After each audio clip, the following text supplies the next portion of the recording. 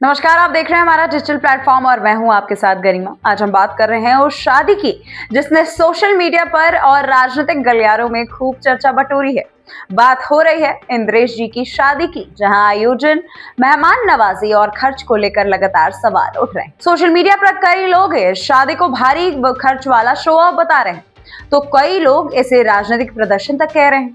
मगर इन आवाजों के बीच एक बेहद जरूरी सवाल कहीं खो जाता है कि क्या ईमानदारी से कमाए गए पैसे को अपने परिवार, अपनी खुशी और अपने समारोह पर खर्च करना वाकई गुनाह है। दोस्तों, इंद्रेश उपाध्याय की शादी 5 दिसंबर को जयपुर के 5 स्टार ताज आमेर होटल में हुई, जिसकी तस्वीरें, वीडियो खूब वायरल हुए और लोग उसके बाद पूछने लगे कि आखिर इस शादी में कितना खर्च हुआ। ये शादी भव्य बारात, सजावट, मेहमान नवाजी, लग्जरी होटल बुकिंग और दिन भर चले कार्यक्रमों के कारण सोशल मीडिया पर हाई बजट वेडिंग कहलाने लगी है। कई लोग अनुमान लगा रहे हैं कि करोड़ों रुपए खर्च हुए होंगे, लेकिन सच यही है कि ना कोई आयोजक ने, ना उनके परिवार के किसी लोग ने और ना ही किसी भी अधिकारी स्रोतों ने कुल खर्च का खुलासा किया है।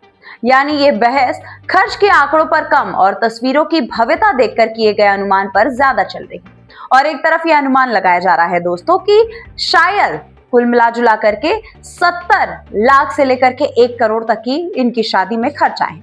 चलिए अब हम बात करते हैं इंद्रेश जी की नेटवर्थ आखिर कितनी है। अगर हम मीडिया रिपोर्ट्स की बात माने तो दोस्तों, भागवत कथा सेवा की कीमत स्थानीय वक्ताओं के लिए 11,000 से लेकर के 51,000 तक, तो वही प्रमुख और प्रसिद्ध कथावाचकों के लिए 51,000 से लेकर के 1,51,000 प्रति आयोजन तक बताई गई है। इसके अलावा कथा किस शहर में है, किस राज्य में है, ये भी मायने रखता है।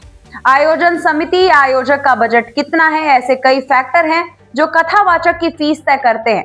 हालांकि इंद्रेश जी की फीस कितनी है, इसका कोई पुख्ता प्रमाण नहीं मिला है। मीडिया रिपोर्ट के मुताबिक इंद्रेश उपाध्याय की कथाओं की बुकिंग उनके मैनेजर करते हैं। इंद्रेश उपाध्याय की फीस के बारे में सटीक आंकड़े तो सामने नहीं आ पाए, लेकिन ऐसा कहा जाता है कि बाकी साथ में कथा में आए सदस्यों की फीस और इंद्रेश उपाध्याय की फीस कथा के दिन जोड़कर ही रकम बताई जाती है। दोस्तों, भारत में शादी सिर्फ एक रस्म नहीं होती, ये परिवार की प्रतिष्ठा, रिश्तेदारी, परंपरा और सामाजिक संतुलन का एक प्रतीक होता है। जब किसी घर में शादी होती है तो लोग चाहते हैं कि वो यादगार हो, सादगी से हो या भव्यता से, ये व्यक्तिगत पसंद की बात है। लेकिन जब सामने वाला एक सार्वजनिक चेहरा हो, एक सामाजिक राजनीतिक शख्स हो, तो आलोचनाओं का आना तय हो जाता है। सवाल उठाना लोकतंत्र की खूबसूरती है, लेकिन सवाल पूछने से पहले ये भी समझना चाहिए कि जिस व्यक्ति पर उंगलियां उठाई जा रही है, उसकी कमाई कहां से आती है, उसकी कमाई कैसी है और क्या वो अपनी आय का उपयोग पूरी पारदर्शिता के साथ कर रहा है या फिर नहीं। ये सारी बातें बहुत मायने रखती है दोस्तों। इंद्रेश जी पर आरोप लगाने वाले लोग ये बात कह रहे हैं कि शादी में इतना पैसा क्यों खर्च हुआ, लेकिन क्या किसी ने ये देखा कि ये पैसा आखिर आया कहां से?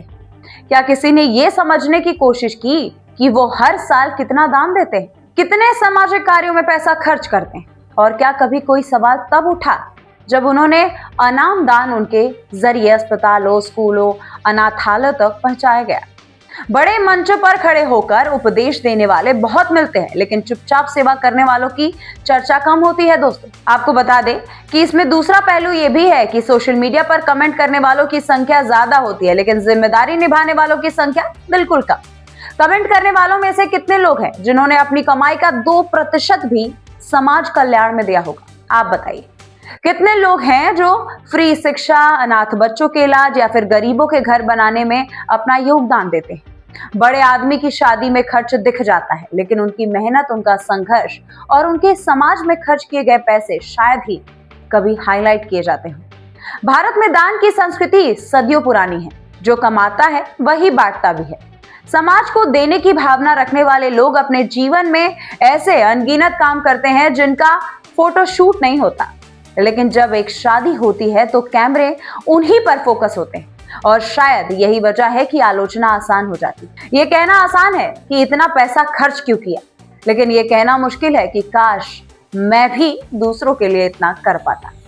और सच यही है कि जिन लोगों पर उंगलियां उठाई जा रही है, वही लोग अक्सर समाज के उन हिस्सों तक पहुंचते हैं जहां सरकार भी आसानी से नहीं पहुंच पाती। विवाह एक निजी निर्णय है, परिवार अपनी बचत से, अपने संसाधनों से, अपने पसंद के मुताबिक समारोह करता है। ये कोई सरकारी पैसा नहीं था, ना ही किसी घोटाले का हिस्सा था।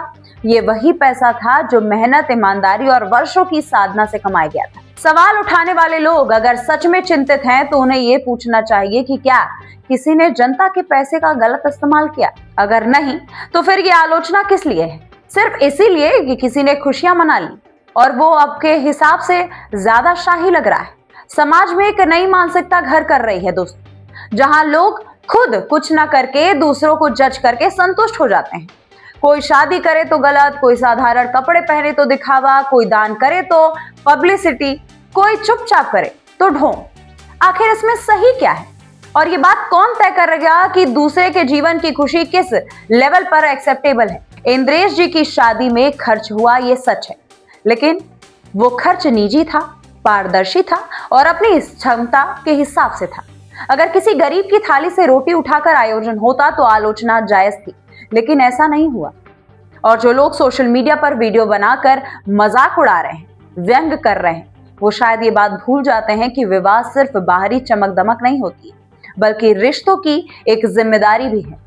एक पिता, एक परिवार जब अपनी बेटी या बेटे की शादी करता है तो वो सिर्फ पैसा खर्च नहीं करता, वो अपनी खुशियां, उम्मीदें और मान सम्मान भी दांव पर लगा देता है। इसीलिए सवाल शादी पर खर्च का कम और मानसिकता का ज्यादा लिख रहा है। क्या हम इस काबिल है कि किसी की खुशियों को स्वीकार कर सके, या हमारी सोच वहीं अटक जाएगी कि दूसरे क्यों खुश हैं, उससे मुझे दिक्कत क्यों हो रही? और सबसे अहम बात यह है कि क्या हमें यह अधिकार है कि हम किसी के निजी खर्च, निजी जीवन और किसी के निजी समारोह का हिसाब मांगे, वो भी तब तक जब वो सार्वजनिक धन में संबंधित ही ना हो। अंत में सवाल यही है, जो लोग कमेंट कर रहे हैं, क्या उन्हें कभी अपने गिरेबान में झांक करके देखा है? और क्या उन्होंने कभी वो दान देखा जो बिना प्रचार समाज तक पहुंच जाता है? और अगर नहीं देखा तो मेरे हिसाब से शायद उनको पहले वही देखना चाहिए, उसके बाद वो शादी के बजट की बात करें।